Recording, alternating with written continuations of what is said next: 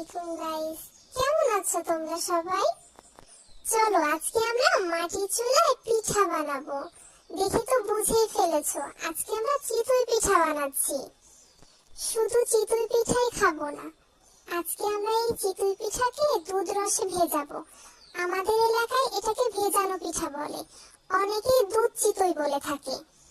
এই দেখো, পাটালি জাল করে রস বানিয়ে রেখেছে, আর ঘ্রাণটা অসাধারণ ছিল। তার মধ্যে দিয়ে দিল এক পাতিল দুধ। দেখো কি চমৎকার লাগতেছে, এখনই মনে হয় চুমুক দিয়ে খেয়ে ফেলি।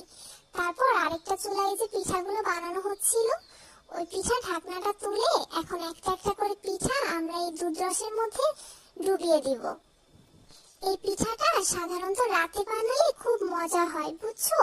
সারা রাত দুধ রসে এটা ভিজবে, আর সকাল বেলা খেতে অসাধারণ। এই পিঠাটা তোমরা কে কে পছন্দ করো অবশ্যই কিন্তু কমেন্ট করে আমাকে জানিয়ে দিবে। আর তোমাদের অঞ্চলে এই পিঠাকে কি বলে, ভিজানো পিঠা নাকি দুধ চিতই? তোমাদেরকে অনেক অনেক ধন্যবাদ আমাকে এভাবে সাপোর্ট করে যাওয়ার জন্য।